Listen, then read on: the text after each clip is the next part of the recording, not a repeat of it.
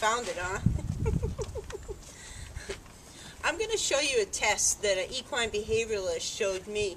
I consulted her when my horse was having a hard time with shots. He was actually very phobic of shots in the vet. And she showed me a test that you can do with your horse to see if he's calm enough to go to the next level, to the next step. And this would include being able to give treats. If the horse isn't calm enough or focused enough to do this, he's not focusing on you, he's focusing on the treats, and therefore he's probably more likely to be pushy.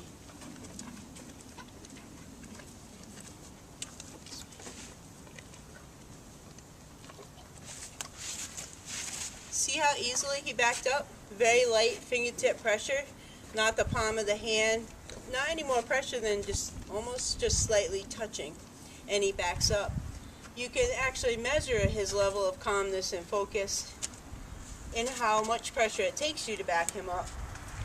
But if you're in a situation where you're questioning whether he's calm enough or focused enough or over spooked, and maybe whether you should go to the next level or not, that's a good test to perform.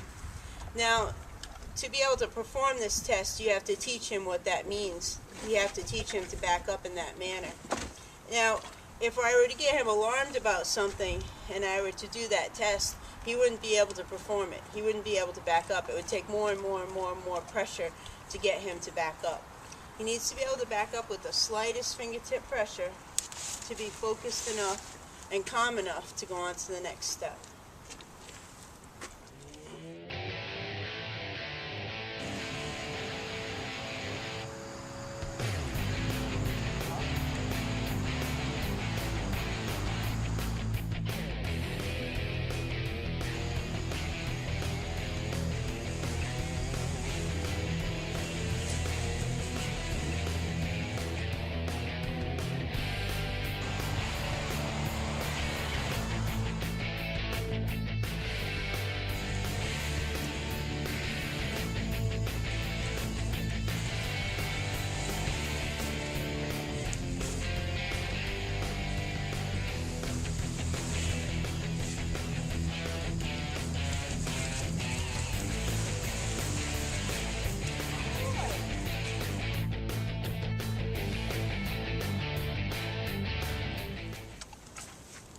I encourage you to think of as many different ways to get your horse to back up as you possibly can, especially if you have a horse that is pushy for treats or is aggressive in any way, because backup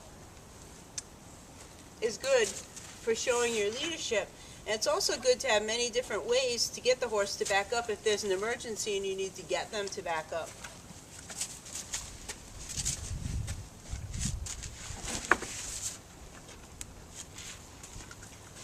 I just showed you 2 different ways that I can get him to back up. Well, 3 actually, because I showed you the calmness test.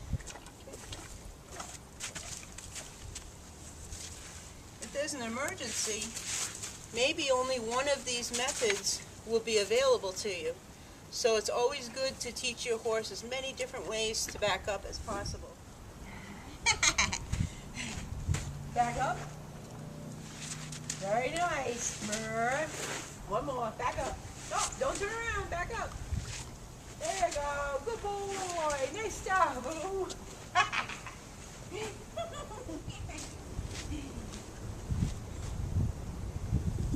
Now do things to challenge you and your horse regarding back up. See if you can get your horse to back up, back up, back up, back up, back up, while you're backing up.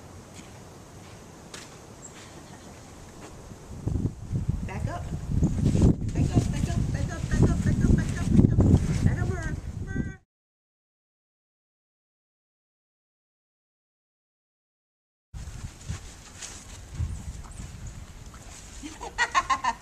Are you being silly?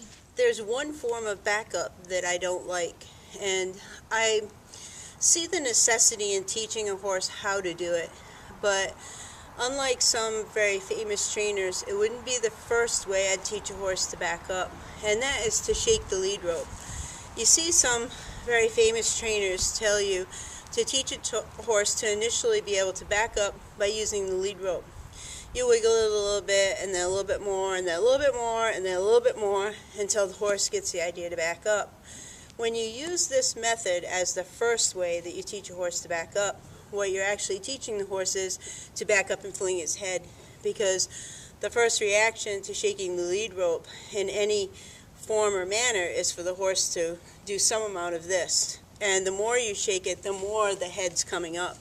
And the last thing you really want to teach a horse when you're trying to keep them calm and focused is to fling their head, because flinging the head is similar to sounding the alarm. It sends off chemicals in their body similar to when they're frightened or alarmed about something and they throw their head. So you want to teach them in a manner that teaches them to keep their head down, at least initially. So I would teach horses to back up in other different ways before you teach them that method of backing up on the lead rope.